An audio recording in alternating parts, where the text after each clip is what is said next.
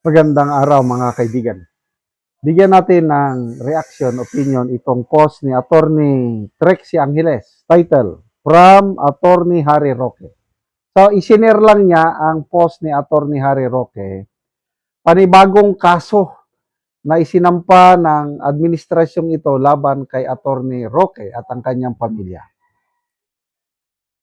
Office of Attorney Harry Roque, Statement on the BIR's Criminal Complaints, 27 April 2026. So bagong reklamo o kaso na isinampa ng BIR laban kay Attorney Roque. We strongly reject the recent criminal complaints filed by the Bureau of Internal Revenue involving myself, my spouse, and our legal counsel, Attorney Percival Ortega. These filings form part of a continuing pattern of actions which we believe are politically motivated and intended to harass and pressure individuals associated with or perceived to be supportive of the Duterte administration. We view these developments with serious concern as they raise fundamental issues regarding fairness, equal protection, and the impartial administration of justice. The complaint is legally and factually baseless.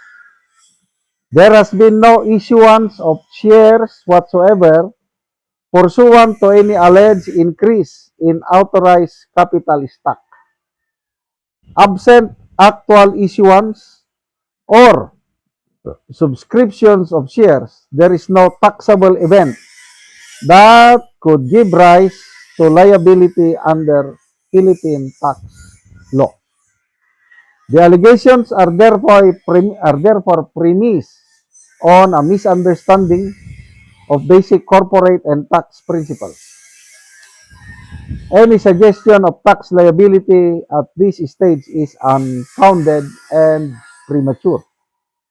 We also categorically state that all required tax returns have been properly and diligently filed in accordance with law. Any assertion of failure to comply with filing obligations is incorrect. We will address these allegations vigorously through all appropriate legal remedies and will fully engage in the proper judicial and administrative processes. We remain confident that a fair and impartial review of the facts will confirm the correctness of our position. We call for fairness, restraint, and strict adherence to due process, and we will continue to defend our rights under the rule of law. So,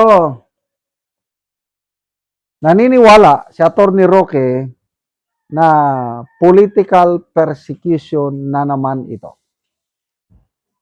Meron na siyang standing arrest warrant dahil sa kasong human trafficking. I'm not so sure, human trafficking related ata sa Pogo.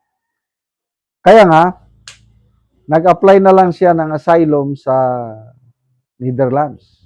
At hanggang ngayon, hinintay pa niya ang approval o disapproval ng kanyang asylum application. So ito, kahapon lang na sinampahan siya ng kaso. Ito, tanong lang. Hindi kaya itong kasong ito is doon sa binulgar ni Atty. Roque na hindi nahuli si Saldico. Kasi dahil kay Atty. Roque, nabulabog sila eh. Dahil nandun siya sa area, sabi na, fake news yan. Dahil si Saldico mismo ang nag-confirm sa akin na hindi nakadetine si Saldico. Wala siya sa Czech authorities. kinumpirma ng DOJ Secretary na gumastos ng pera ng taong bayan, pumunta sa Czech Republic para lang iuwi ang saldi ko na wala naman pala sa poder ng Czech authorities. Palpak. Gumastos tayo, mga taxpayers, ng how many millions of pesos sa high-level delegation. Pinadala nila doon. Itong gobyernong ito, tawag ko dito, asyong aksaya. Na yung bagay na yon, pwede namang gawin ng Philippine Ambassador to the Czech Republic. Bakit kailangan mo pang magpadala ng DOJ Secretary? Of course, may alalay yan. Magpadala ng Department of Foreign Affairs. Nandun na nga yung embassy. Magpadala ng Philippine Center for Transnational Crime. Siguro pinakamababa, 10 ang delegasyon na ginastusan natin, naka-hotel, kumakain ng masarap, may per dime, may pocket money, and everything.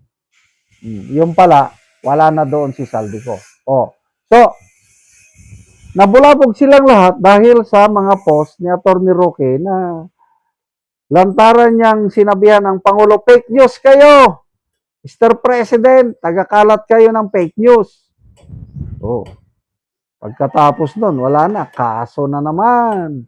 But anyway, I still believe in the Philippine justice system. Kaya, sige lang, kaso lang kayo ng kaso. Kayang-kaya yan ni Atty. Roque dahil abogado naman siya. Ano pa? So, ito, Atty. Mans Carpio. Nakikita ko, baka magsampa na naman siya ng panibagong kaso laban kay Loistro et al. Committee on Justice. Kasi bukas, i-open na daw nila yung box, sealed box from BIR containing the income tax returns of BP Sara and Atty. Carpio. Bantayan natin yan bukas sa hearing ng Kamara. Salamat mga kaibigan sa inyong pagsubaybay sa channel ito. Nakakatulong kayo ng malaki sa tribong Talandig ng Bukidnon dahil ang sweldo natin ng channel na ito is pantulong po sa tribo. Namimigay tayo ng libreng yero at pako para makapagpatayo sila ng mas maayos na tirahan. Panoorin nyo ang video na ito. Nani ang nahatag na mo ngayro, so mag-atop na ni karon ang natagaan namo. So tanggalo na gyud ang mga sako. Mga pluro. Guys. Tanggalo na gyud ang mga hero, lata na kayo. Tungod sa kadugayon na, so mga sako na lang gyud dayon ang gipang butang.